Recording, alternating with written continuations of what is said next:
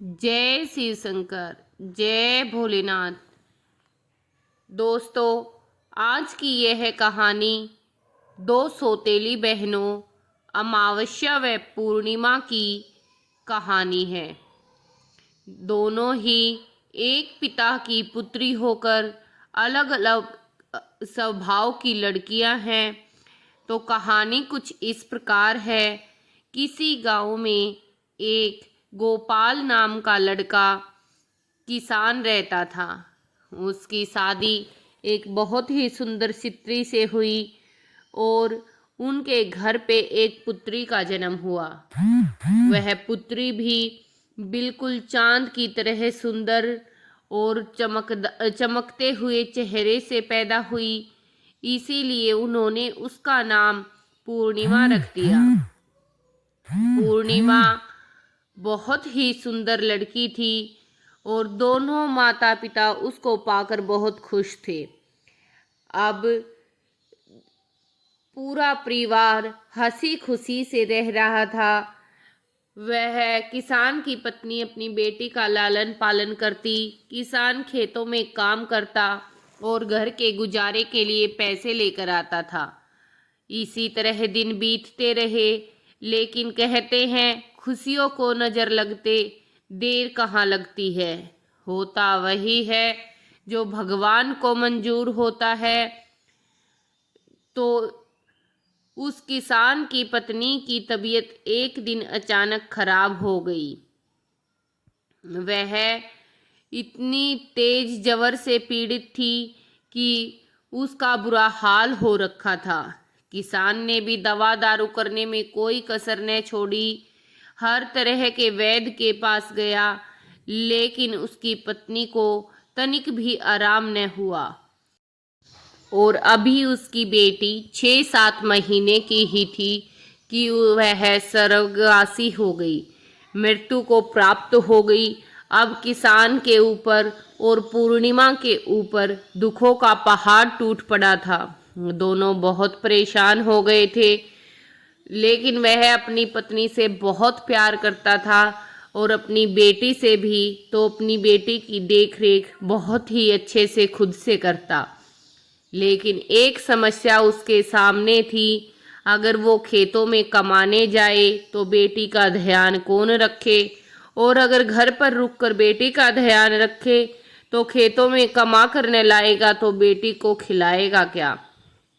अब ये समस्या बड़ी गंभीर हो गई थी। वह बहुत परेशान रहने लगा था।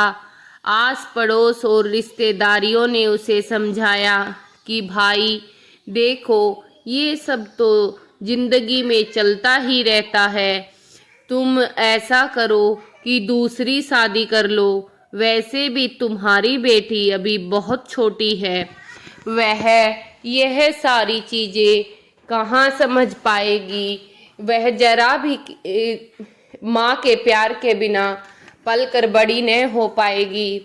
एक लड़की को पालने के लिए उसकी माँ की होना बहुत ज़रूरी है। लोगों की ऐसी बात सुनकर और अपनी परेशानी को देखकर गोपाल ने फैसला लिया कि वह दूसरी शादी कर लेगा। लेकिन वह बहुत घबराया हुआ था, डरा हुआ था कि पता नहीं सौतेली माँ कैसी आएगी, मेरी पूर्णिमा का कैसा ध्यान रखेगी। अब उसकी शादी हो गई और सौतेली माँ पूर्णिमा की घर में आ गई। अब ये देखकर गोपाल डरा हुआ रहता था, लेकिन जब उसने देखा कि वह पूर्णिमा को बहुत प्यार करती है, बिल्कुल अपने बच्चे की तरह रखती है, हर तरह से साफ और खाना खिलाने का ध्यान रखती है, तो गोपाल निश्चिंत हो गया कि चलो जो भी है, जैसा भी हुआ, दूसरी शादी के बाद मेरी पत्नी मेरी बेटी का ध्यान बहुत अच्छे से रखती है। वह बुरी सौतेली माँ नहीं है, वह एक अच्छी माँ है। अब कुछ समय के बाद गोपाल की पत्नी गर्भवती हो गई और कहते हैं अपना बच्चा देखकर औरत का मन बदल जाता है। और वैसा ही उसकी पत्नी के साथ भी हुआ।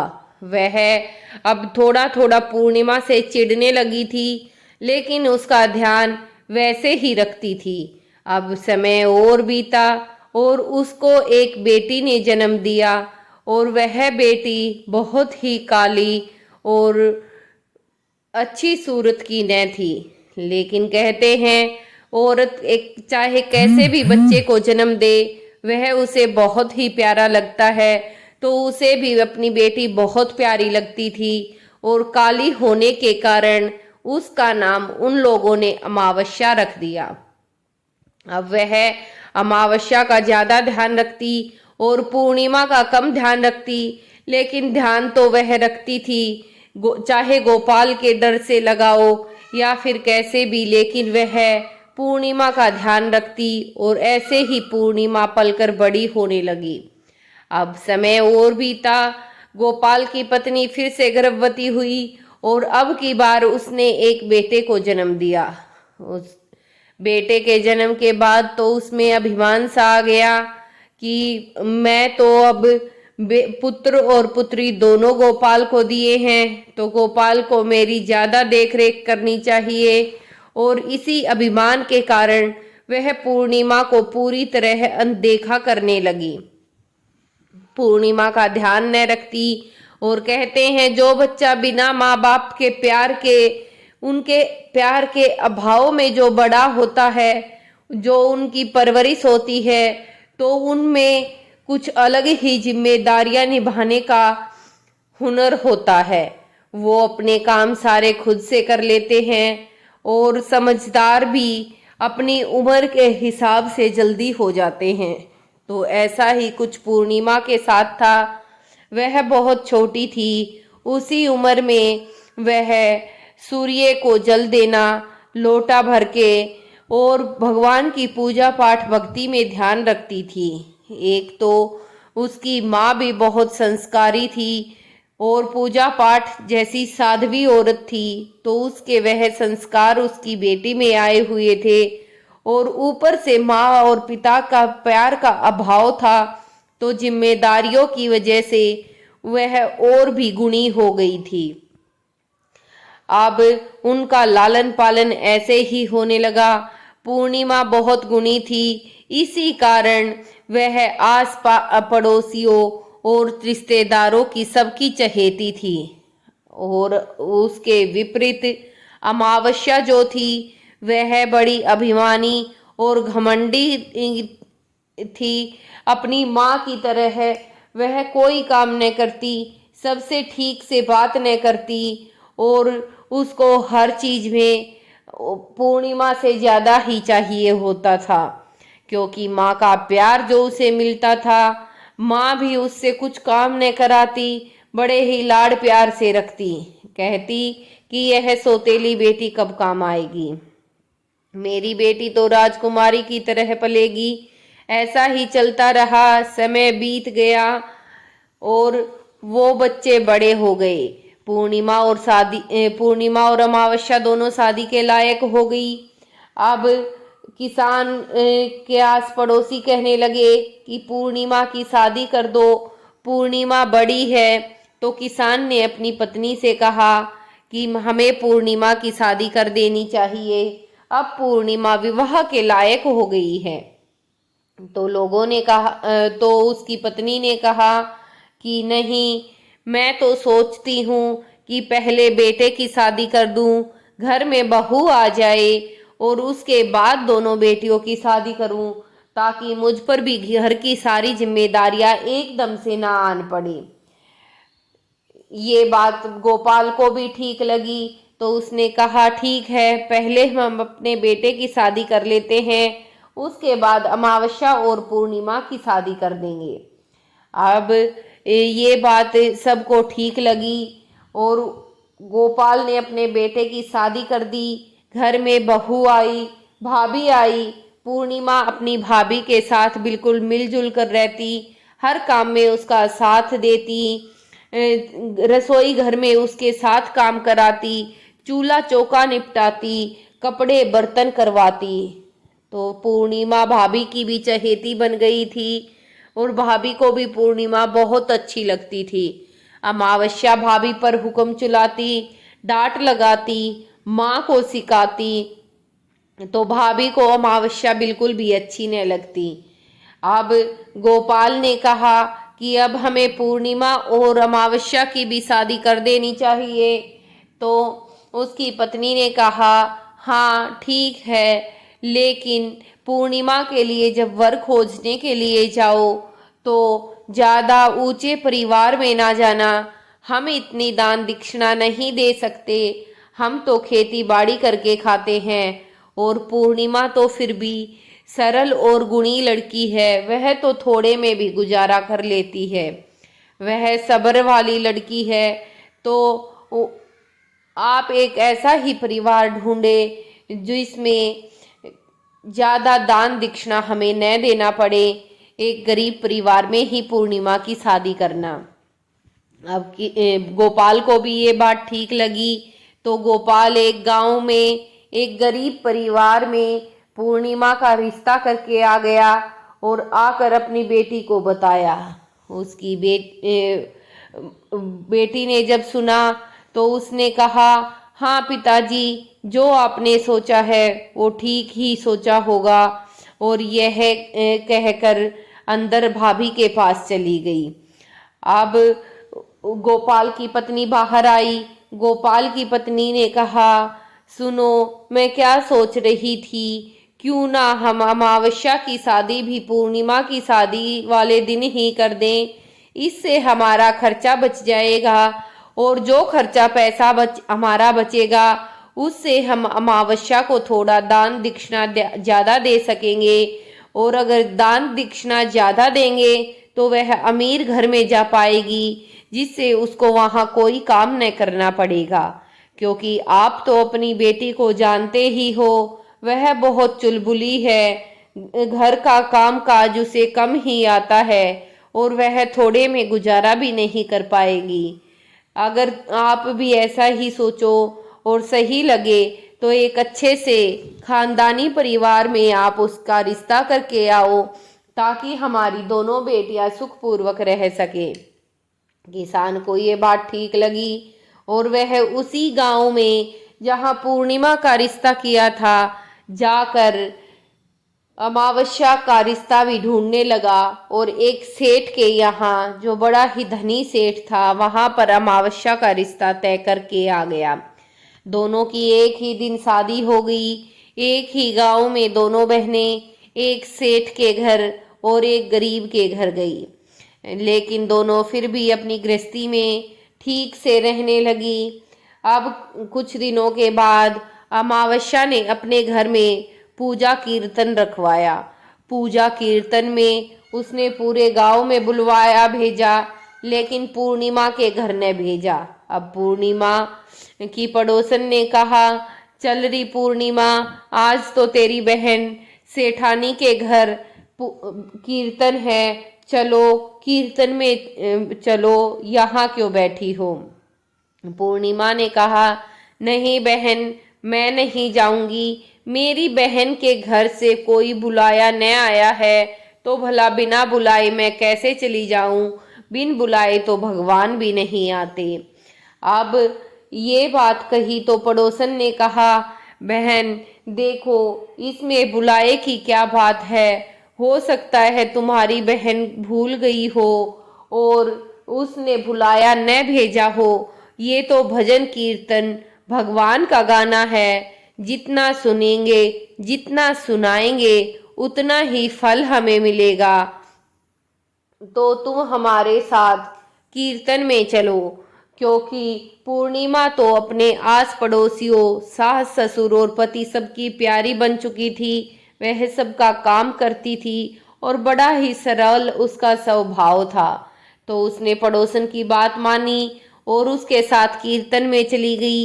जब अमावस्या ने अपनी बहन पूर्णिमा को देखा तो उसने कहा, अरे तू बिना बुलाए क्यों आई है, मैंने तो तेरे घर बुलाया भी नहीं भेजा, तू तो बहुत ही मूर्ख है, तेरे जैसी गरीब का मेरे घर में आने का क्या काम। अब ये बात पूर्णिमा को बहुत बुरी लगी, लेकिन वह कुछ न बोली। फिर अमावस्या ने कहा, सुन, अगर तू आ ही गई है तो एक तरफ बैठ जा, ज्यादा न बोलना। अब पूर्णिमा एक कोने में बैठ गई और जब भगवान का भजन कीर्तन होने लगा तो वह उसमें मस्त हो गई और अमावस्या की सारी बातें भूल गई। अब वह भजन कीर्तन में पूरी तरह मस्त थी। खूब गाना बजाना हुआ। पूर्णिमा ने सुना, अब चलते समय प्रसाद बांटने का समय आया। जब प्रसाद बांटने लगे तो पूर्णिमा ने भी झोली फैलाई, लेकिन अमावस्या ने कहा, मैं तुझे कोई प्रसाद न दूंगी, तू तो बिन बुलाए आई है, प्रसाद की ही भूखी होगी। अब ये बात तो पूर्णिमा के दिल में तीर की तरह चुभ गई। वह रोती हुई अपने घर की तरफ आई, लेकिन रास्ते में ही उसने अपने आंसू साफ किए और सोचा कि अपने परिवार को क्यों दुख पहुंचाऊं। वह घर आई, सारा काम निपटाया, बच्चों को खाना खिलाया, सास ससुर और पति को खिलाया। फिर उसने सास ससुर और पति से आज्ञा लेकर घर जाने की सोची कि शायद भाभी से मिलकर आऊंगी तो थोड़ा मन हल्का हो जाएगा और मन भी बदल जाएगा। तो चलो मैं घर को चलती हूँ। अब वह घर को जाना चाहती थी तो सास ससुर और पति के पास जाकर आज्ञा मांगी और कहा, माँ जी, मैं अब सारा काम निपटा के घर जा रही हूँ और सुबह बहुत जल्दी वापस आ जाऊंगी। आप मुझे एक बार मेरे पीहर जाने की आज्ञा दें। अब सास ससुर और पति की आज्ञा ले वह पीहर को निकली तो रास्ते में उसे एक बूढ़ी औरत दिखाई दी। बूढ़ी औरत ने कहा, अरे बेटी, मेरे बाल बहुत उलझे हुए हैं और मेरे हाथों में बहुत दर्द है। मेरी इतनी हिम्मत नहीं कि मैं अपने बालों को सुलझाऊं। क्या तुम मेरे बालों को सुलझा दोगी? वह बहुत ही सरल और साध्वी प्रकार की औरत थी, तो उसने बुढ़िया से कहा, हाँ माता जी, मैं भी कर देती हूँ। और बुढ़िया के बालों को अच्छी तरह से कंघी करके सवार कर बांध दिया। तब बुढ़िया ने कहा, बेटी ये देखो, मेरी तुलसी माता का बिड़ला बिल्कुल सूखा सूखा सा है, क्या तुम इसको भी सींच दोगी और साफ कर दोगी? तो उस पूर्णिमा ने वह तुलसी का बिड़ला सींच कर अच्छे से साफ कर दिया और फिर बूढ़ी औरत की आज्ञा लेकर आगे को चली। वह बूढ़ी औरत और कोई नहीं, साक्षात तुलसी माता ही, लक्ष्मी माता वहां बैठी थी। अब थोड़ा आगे चली तो खुद स्वयं महादेव एक बूढ़े आदमी का वेश लेकर, बहुत ही मैले कुचैले सड़े हुए कपड़े पहनकर और बड़े ही जख्मी और कोढ़ी रूप में वहां बैठे थे। उसको देखकर कहा, अरे बेटी, देख मेरे पाँव में कितने छाले और जख्म और घाव हो रखे हैं, क्या तुम इनको थोड़ा साफ कर दोगी? क्या तुम मुझे नहलाने में मेरी मदद कर दोगी तो तेरा भला होगा। अब पूर्णिमा को बहुत दया आई और उसने कहा, ठीक है बाबा जी, मैं कर दूंगी। और बूढ़े आदमी की ऐसी हालत देख उसने स्वच्छ पानी से सारे साफ घाव को, जख्मों को साफ कर अपनी साड़ी से ही चीर फाड़ करके थोड़ी सी पट्टियां बनाकर उसके जख्मों पर मरहम लगाकर बांध दी और उनकी आज्ञा लेकर आगे को चली। थोड़ा और चली तो आगे माँ स्वयं, माँ पार्वती एक बूढ़ी औरत का ही वेश बनाकर बैठी थी। फिर उसने कहा, अरे बेटी, मेरे बालों में देखो जुएं पड़ गई हैं और मेरा शरीर इस लायक नहीं कि मैं उनको साफ कर सकूं। क्या तुम मेरी जुएं निकालने में मेरी मदद कर सकती हो? तब उसने बूढ़ी औरत पर दया करके उसकी कंघी से सारी जुएं साफ कर, सिर को धोकर अच्छे से साफ करके आगे को उनकी आज्ञा लेकर चली। अब वह जब आगे चली तो वहां पर माँ गंगा स्वयं बैठी हुई थी।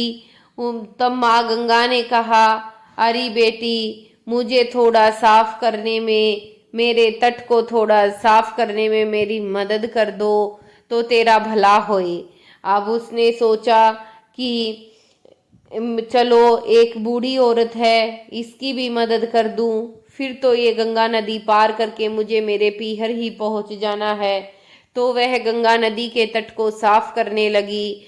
तब बूढ़ी औरत ने पूछा, बेटी तुम कहाँ से आई हो, कहाँ को जा रही हो? तब पूर्णिमा ने बताया कि माता जी, मैं ऐसे ऐसे यहाँ किसान की बेटी हूँ और अपने ससुराल एक गरीब परिवार में ब्याह के गई और वहां से अब अपने पीहर अपनी माँ और भाभी को मिलने जा रही हूँ। तब गंगा मैया ने कहा, ठीक है बेटी, भगवान तेरा भला करे, ये नाव खड़ी है, ये मेरी नाव ले जा, नदी पार करने में तेरी मदद हो जाएगी। अब वह आगे को चली और अपने पीहर पहुंची। पीहर में जब भाभी ने पूर्णिमा को देखा तो खुशी से भागी भागी आई और कहा, आओ पूर्णिमा आओ, अंदर चलो। तब माँ का माथा ठनका।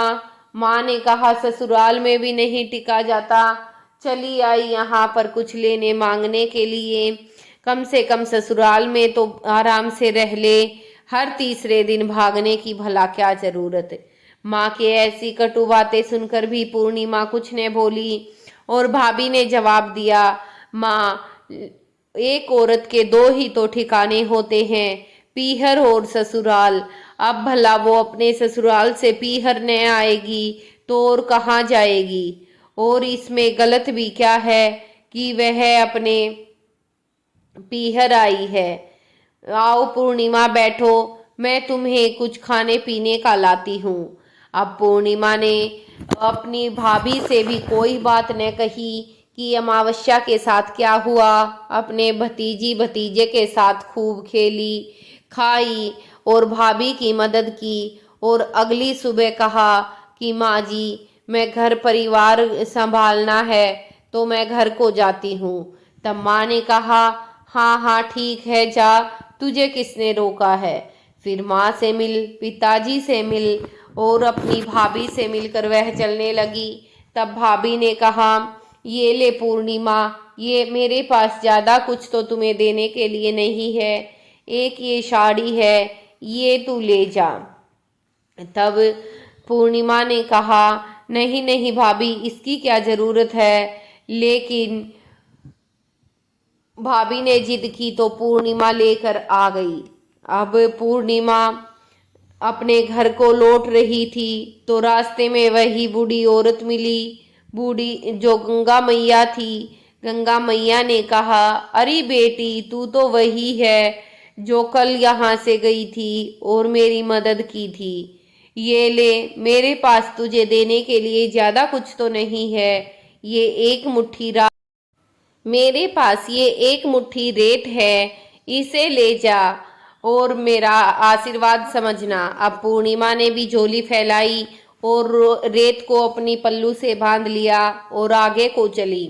जैसे ही वो आगे को चली तो पार्वती माता ने कहा, अरे बेटी, कल तूने मेरा सिर साफ किया, मुझे तो बहुत ही आनंद की महसूस हो रहा है, भगवान तेरा भला करे। मेरे पास तुझे देने के लिए तो कुछ नहीं है, ये हवन के अंगारे हैं, ये ही ले जा। तो पूर्णिमा ने भी हंसकर झोली फैलाई और अंगारों को अपनी झोली में लिया और आगे को चली। अब आगे स्वयं महादेव बैठे थे तो महादेव ने पूर्णिमा को आते हुए कहा, देखा तो कहा कि अरे बेटी, भगवान तेरा भला करे, देख मेरे जख्म पहले से कितने ठीक हो गए हैं, कल जो तूने किया उससे मुझे बहुत आराम मिला। मेरे पास और तो कुछ नहीं है, ये एक मुट्ठी राख है, ये अपने साथ ले जा, और भला मैं तुझे क्या दे सकता हूँ। अब पूर्णिमा ने राख को भी अपने पल्लू में रखा और आगे को चली तो तुलसी माता के बिड़ले के पास तुलसी माता बैठी थी। तुलसी माता ने कहा, अरे बेटी, तूने जो कल मेरी मदद की, तुलसी मैया का बिड़ला सींचा, देखो कितना हरा भरा हो गया है। मेरे पास तुझे देने के लिए ज़्यादा कुछ तो नहीं है, ये ले तुलसी के कुछ पत्ते और मुर्वे, इनको अपने साथ ले जा और मेरा आशीर्वाद समझना। अब तो पूर्णिमा ने वो अपने पल्लू में रखे और जल्दी से घर आकर सारे घर को साफ किया और उनकी एक पोटली में बांधकर एक कोने में रखकर बच्चों को खाना खिलाया, सास ससुर को खाना खिलाया और सो गई। अब जब वह सुबह उठी तो उठकर वह घर को साफ करने लगी तो वह एकदम से आश्चर्यचकित हो गई। उसने देखा उसका घर तो एक महल में बदल गया है। उसने जल्दी से अपने पति को उठाया, सास ससुर को उठाया, बच्चों को उठाया। उसने कल की बात किसी को न कही थी तो सब घर की ये हालत देखकर कहने लगे, अरे कल तू अपने घर गई थी, वहां से क्या लेकर आई है, क्या डकैती डाली है, क्या घर से चुरा कर लाई है, हमें भी बता दो, हमारा घर ऐसे कैसे बदल गया। तब पूर्णिमा ने कहा, नहीं, मैंने कहीं डकैती न डाली, मैंने तो बस जब जा रही थी रास्ते में ये सब मिले और उनका ये आशीर्वाद मिला और वो पोटली दिखाई। अब जब उसने पोटली को खोला तो पोटली में भी वो सब चीजें, हीरे जवाहरात और सोने चांदी के आभूषणों, रुपयों पैसों में बदले हुए थे। सब लोगों ने उसको देखा तो आश्चर्यचकित हो गए और अब उन लोगों को समझते देर न लगी कि पूर्णिमा को तो स्वयं साक्षात भगवान ने दर्शन दिए हैं। और उन्होंने कहा कि अरे पूर्णिमा, तू बहुत भाग्यशाली है जो हमारे घर में आई। अब तो पूर्णिमा की इस बात का जिक्र चारों तरफ चलने लगा और ऐसी बातें छुपाए कहाँ छुपती है, तो पूरे गांव में आग की तरह फैल गई, आसपास के गांवों में भी फैल गई। अब वो लोग ये सारी बातें अमावस्या के पास भी गई। अब जब अमावस्या ने ये बातें सुनी तो वह आग बबूला सी हो गई और दौड़ी दौड़ी पूर्णिमा के पास उसके घर को देखने गई। अब जब वह घर को गई तो उसने देखा और कहा, अरे पूर्णिमा, तूने ये सब कहाँ से चुराया है, मुझे भी बता दे। तुझे कोई हक नहीं है कि तू अमीर हो जाए, तू तो गरीब ही अच्छी है। अब ये सारी बातें सुनकर उसको पूर्णिमा को गुस्सा तो आया, लेकिन फिर भी उसने शांत होकर कहा कि नहीं, ये बातें ठीक नहीं बहन, तुम भी मेरी बहन हो और अमीर गरीब होने से कुछ नहीं होता, सब कुछ तो भगवान की भक्ति से होता है। अब भगवान की भक्ति मैंने की, उसका फल मुझे मिला और कहते हैं जब भगवान देता है तो छप्पर फाड़ के देता है और वही चीज़ें मुझे भी मिली है, वो खुशियाँ मिली हैं, तो मैं चाहती हूँ कि तू मेरी खुशियों में शामिल हो। तो अमावस्या ने कहा कि अगर तू चाहती है तो सच सच बता कि ये जो तू भगवान के आशीर्वाद का ड्रामा कर रही है, ये तुझे कैसे प्राप्त हुआ है। अब पूर्णिमा ने सारी बात कह डाली और कहा, बहन, ये सब घटित हुआ था मेरे साथ और तो कुछ न हुआ। अब उसने कहा, अच्छा, तो मैंने तुझे अपमानित किया, उससे के बाद से ही ये सब चीजें हुई। तो अब अमावस्या के मन में भी ख्याल आया कि क्यों ना मैं भी ऐसा ही करूं और मैं भी और धनी हो जाऊं, ताकि ये मुझसे तो गरीब ही रहेगी। अब ये बातें मन में आई तो उसने पूर्णिमा से कहा कि चल तू मुझे अपमानित कर। पूर्णिमा ने कहा, नहीं, मैं अपनी बहन को अपमानित कैसे कर सकती हूँ। तो वह गुस्से में आग बबूला हो अपने घर को आई। घर आकर वैसे ही सारा काम किया और अपने पति से कहा कि आप मेरे साथ लड़ाई झगड़ा करो, मुझे अपमानित करो, मुझे 2-4 थप्पड़ लगा दो। अब पति ने कहा, अरे पागल हो गई है क्या जो ऐसी बातें कर रही है, वैसे भी तू तो पूरा समय लड़ती झगड़ती ही है मेरे माता पिता के साथ, मेरे साथ। अब उनकी बातें बढ़ी तो पति ने उसके जिद करने की वजह से उसको 2 थप्पड़ लगा दिए और वह अपने मायके की तरफ चली। मायके में वहीं जाते समय तुलसी माता का बिडला आया। वहाँ तुलसी माता बैठी थी। तुलसी माता ने कहा, अरे बेटी, मेरे बाल संवार दे, ये चबूतरा थोड़ा साफ कर दे। तो उसने कहा, बुढ़िया, ये फालतू कामों के लिए मेरे पास टाइम नहीं है, मैं अपने घर जा रही हूँ, तो तू मुझे मत टोक। और ऐसा बोलकर आगे को निकल गई। आगे स्वयं महादेव वही कोड़ी का गंदा सा रूप लिए बैठे थे। तो कहा कि अरे बेटी, देख, मेरे जख्म मुझे बहुत दुख दे रहे हैं, क्या तू इनको साफ करके दवाई लगाने में मेरी मदद कर सकती है? तब अमावस्या ने कहा, देख, मुझे तो तुझे देखकर ही घिन आ रही है, तेरे अंदर से इतनी दूर से ही इतनी बदबू आ रही है, भला मैं तुझे कैसे साफ कर सकती हूँ? ये काम करने के लिए मुझे न कहना, क्योंकि वह ठहरी बहुत ही घमंडी और अभिमानी। अब वह आगे को चली तो पार्वती माता मिली। पार्वती माता ने भी कहा, अरे बेटी, मेरे सिर में जुएं पड़ गई हैं, क्या तू इनको साफ कर देगी? तो अमावस्या ने कहा, नहीं, इन सब कामों के लिए मेरे पास कोई समय नहीं है, मुझे तो बस मेरे घर पहुंचना है। अब वो गंगा मैया के पास पहुंची। गंगा मैया ने भी कहा, बेटी, मेरे तट को साफ कर दे। तो उसने कहा, हाँ, अब यही काम बचा है कि मैं जगह जगह का कूड़ा कचरा उठाती फिरूं। और ऐसा कहकर आगे अपने घर को चली।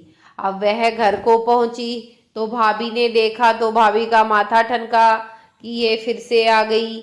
तो वह सीधी अंदर गई और जाकर माँ को अपनी सारी बातें बताने लगी कि माँ, भाभी ने तो पूर्णिमा को इतना धन दिया है, ये दिया है, वो दिया है, और ये सारी बातें कही और माँ को सिखाकर भाभी और माँ की दोनों की लड़ाई करवा दी।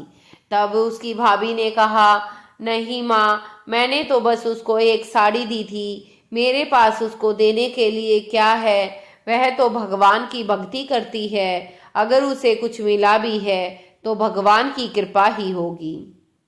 अब ये सारी बातें सुनकर उसकी माँ को भी बड़ा दुख हो रहा था, तो वह भी गुस्से में तिल मिलाकर दोनों ने भाभी के साथ खूब सारा झगड़ा किया। और अगली सुबह जब वह अपने घर को चली तो उसने भाभी से कहा कि भाभी, तुम मुझे कुछ न दोगी क्या? तो भाभी ने कहा, मेरे पास तो एक ही साड़ी थी जो मैंने पूर्णिमा को दे दी, मेरे पास तुझे देने के लिए कुछ न है। तो ये बातें सुनकर अब वह अपनी माँ को की तरफ देखने लगी। माँ ने कहा, बेटी, यह तो तुझे ननद ही न मानती तो तुझे देगी ही क्या? और 6-7 साड़ियाँ सुंदर सुंदर निकाल कर अमावस्या को दे दी और कहा, बेटी, जब भी तुझे ज़रूरत हो तू हमें बताया कर, इसको कुछ न कहना, यह तो ठहरी खुद पूर्णिमा के जैसी ही। अब वह साड़ी को लेके आगे चली। गंगा मैया मिली तो गंगा मैया को कहा, अरे बुढ़िया, तूने तो मेरी बहन को रेत दिया था, मुझे न दोगी क्या? तो गंगा मैया ने कहा, हाँ बेटी, ये ले, मुट्ठी भर के ये रेत ही है मेरे पास देने के लिए, ये ले जा। ऐसे ही माँ पार्वती को कहा। माँ पार्वती ने अंगार दिए, महादेव ने राख दी और तुलसी मैया ने अपने पत्ते दिए। ये सारी चीजें लेकर पोटली बांधकर वैसे ही घर को पहुंची। घर को पहुंचकर उनको एक पोटली में बांधकर एक कोने में रख घर का सारा काम करके वह जल्दी से सो गई। और सुबह खुश होकर उठी कि अब तो वह भी एक महल में उठेगी और भी धनी हो जाएगी। अब जब उसने जाकर देखा तो उसका घर वैसा ही था, और जब उस पोटली को खोला तो उसमें से सांप, बिच्छू, केंचुए, ये सब चीजें निकलकर इधर उधर भाग रहे थे। और वह डर से चिल्लाकर भागी तो उसके घर में आग भी लग गई और सारा घर जलकर तबाह हो गया। अब उसके सास ससुर सब उसको कोसने लगे और उसको भी अपने किए पर शर्मिंदगी महसूस होने लगी और उसके मन में विचार आया कि मैंने जो किया वो ठीक ने किया। तब उसकी सास ने कहा, अरे भगवान का आशीर्वाद पाने के लिए मन में सच्ची आस्था और विश्वास होना चाहिए। तेरी तरह लोभ में डूबकर भगवान के पास जाने से कुछ नहीं होता। अब अमावस्या बड़ी शर्मिंदगी महसूस कर रही थी। भगवान बोले, बाबा शिव भगवान सबको वैसा ही फल दे जैसा पूर्णिमा को दिया, वैसा फल किसी को भी न दे जैसा अमावस्या को दिया। हमारे मन में भोले बाबा के लिए हमेशा यह शिव भक्ति गुरु भक्ति बनी रहे। सुनने वाले सुनाने वाले दोनों की मनोकामना पूरी हो और हमें हर समय अपने गुरु शिव भगवान का ध्यान रहे। अगर मेरी कहानी आपको अच्छी लगी तो वीडियो को लाइक कर चैनल को सब्सक्राइब करने का कष्ट करें। साथ ही साथ मेरी वीडियो को शेयर भी करें और आगे धार्मिक कहानियों के लिए मेरे चैनल को सब्सक्राइब करें। यहाँ पर सच्ची और पौराणिक कहानियाँ आपको सुनने के लिए मिलती है। और कमेंट में एक बार जय शिव शंकर जय भोलेनाथ जरूर से लिखे। हर हर महादेव।